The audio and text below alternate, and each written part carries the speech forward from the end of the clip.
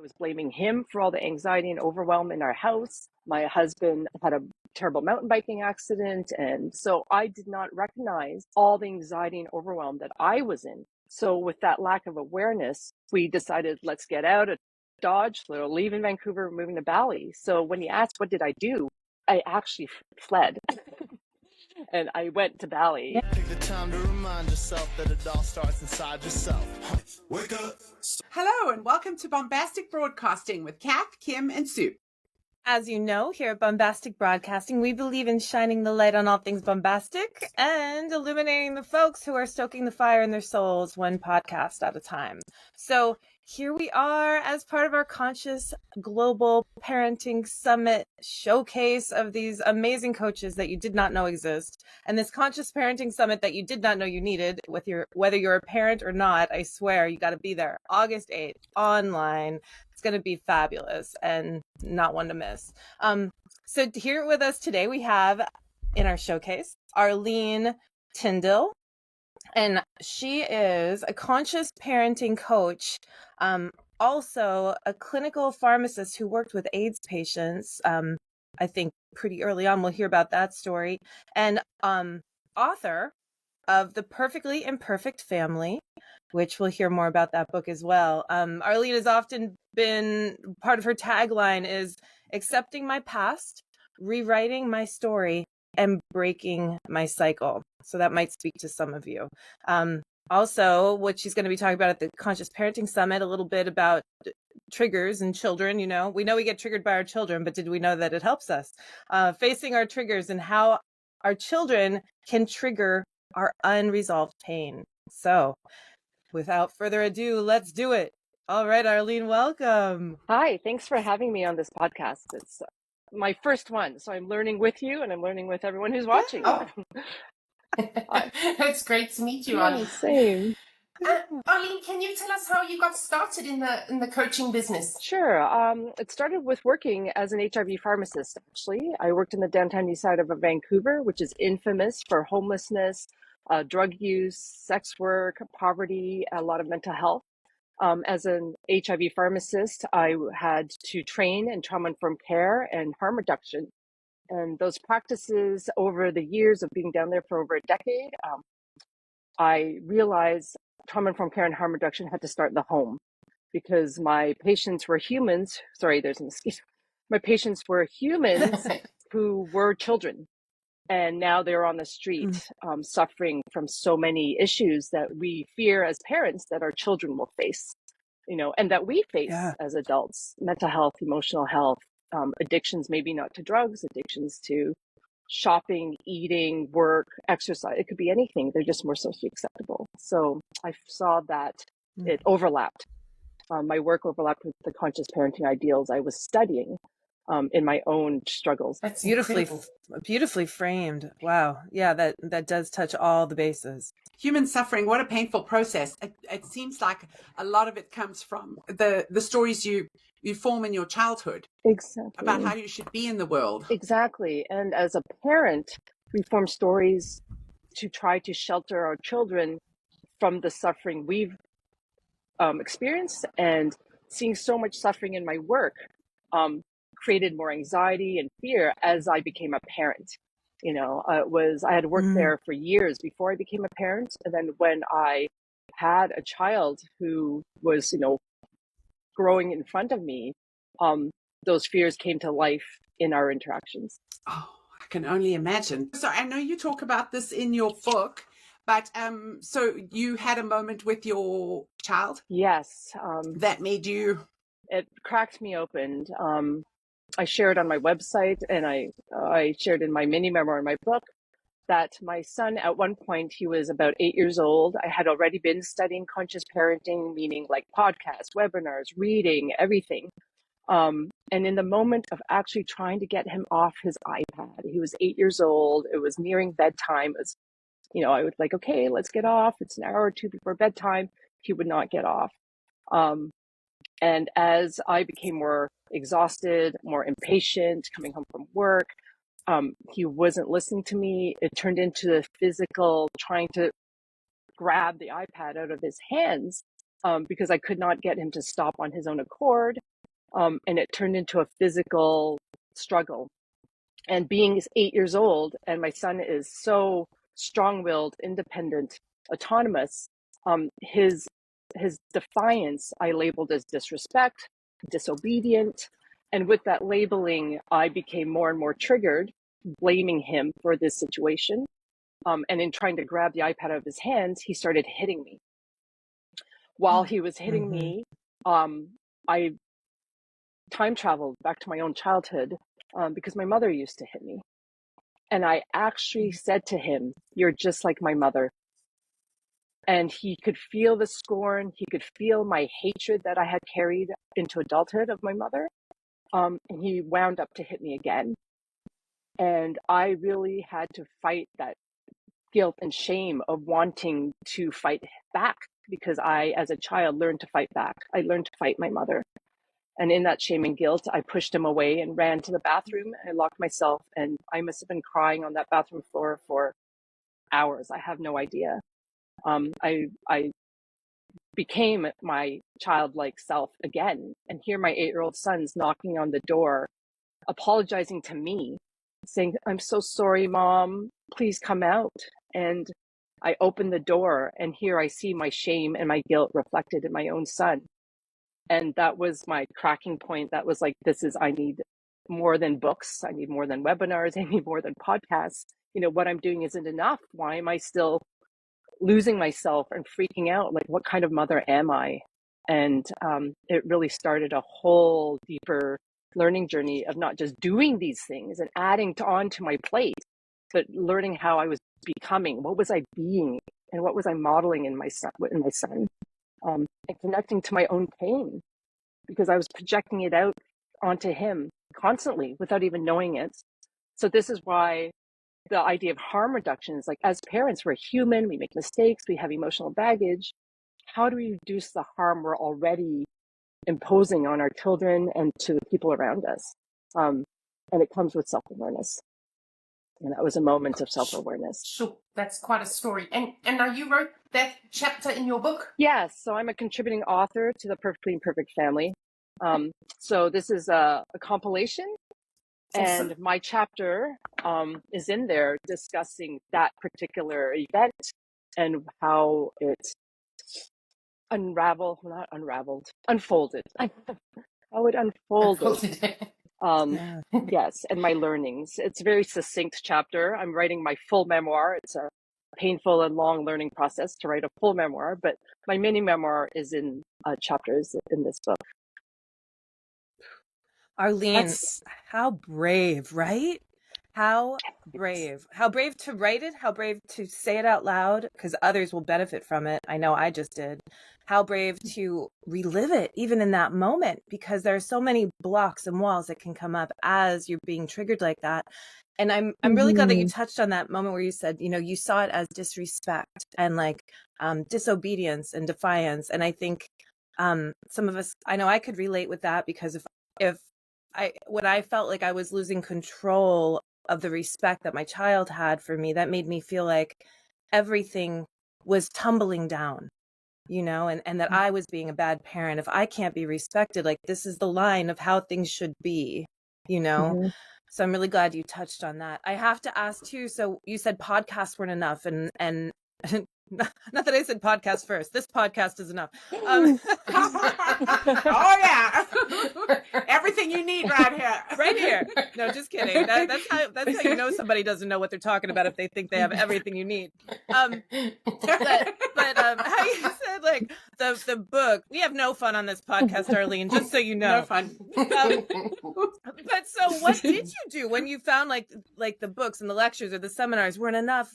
That is a big moment too of breaking open. So what was your next step that you took there? Well, I mean, it wasn't, and at that moment, it wasn't an intentional step. Like, I was still seeing a therapist, I was trying to practice meditation. I was like checking off my list of all the things you're supposed to do that people tell you in the books and the webinars and the podcasts, and it's not in the doing. It actually, I had to do less, and I had to sit in stillness.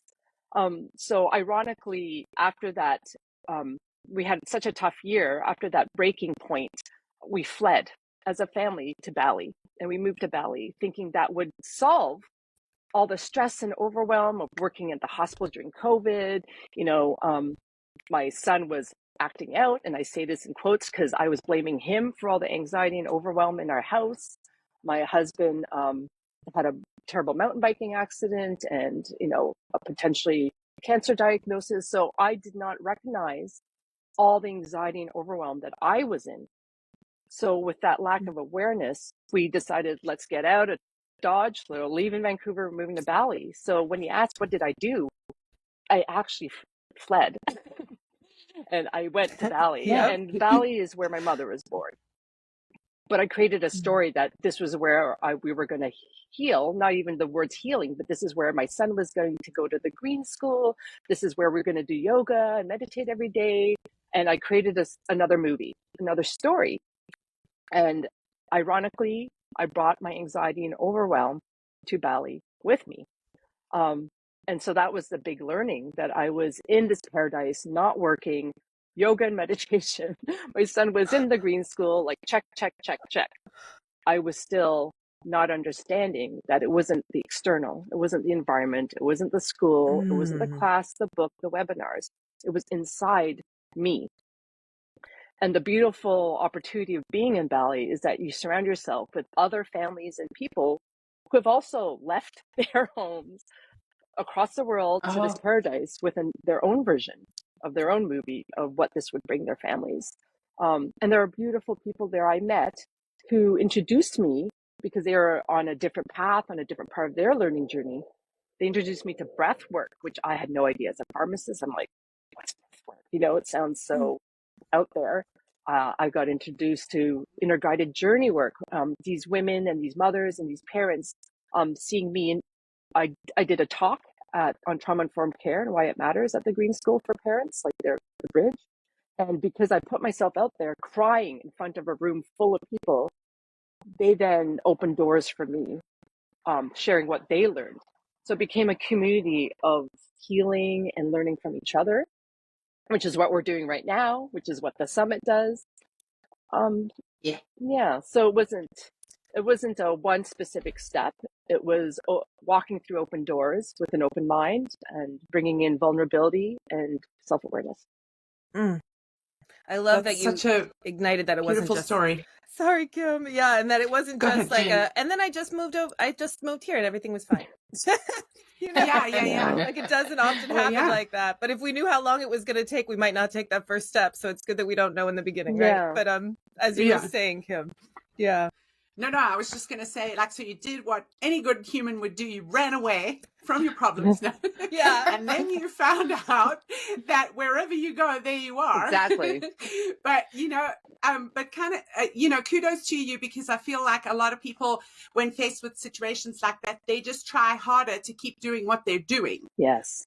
As opposed to redirecting, wait, this is not working. I feel like it's such a deeply ingrained human thing to just try harder. Exactly. Try harder. I'm doing the right thing. I just have to do it harder. And it's a sign of success and achievement and shame and guilt. Like, why can't I get this right? I have to study harder. That's ingrained us in school. It's in school. It's in our culture. It's in our matrix. Do more. Like, if you're failing, you do more. Like, it's not do less. Yes. Never do less. And in this world of external validation, it's look to the outside, don't look inwards. So we're getting the wrong messages. We're giving our children the wrong messages. Our schools, our institutions, our hospital, our healthcare system, we're ass backwards. I love that phrase. And what a good point that you all just made there. Because, and then you could think we're turning inside, that it all turns into this ego game, right? And this power struggle. And that's not looking inward, right? The ego's somewhere in there, I guess, somewhere in there. But it's not the inward work that we're talking about. And even the word ego is stigmatized, right? We think of, narcissistic jerks. They go, that guy's got a huge ego. We all have huge egos. We don't even know it. We don't even know it. So because of the shame and guilt and stigma, the words trauma, the words ego, these things, we don't talk about them. So how are we to know as parents that these are important lessons to learn before you even enter into a relationship, before you become a parent? So Bali switched the whole family trajectory around, huh? It did. It really had to shake things up. I know we had to leave work because work was such an important part of our identities. It takes up hours of our Of course. day, our worth, and we're exhausted. So by the time you get home, you have less energy to be present. So Bali gave us that space to be open-minded, to have time and to reflect and to meet new people with new thoughts, and that can influence us. So it did.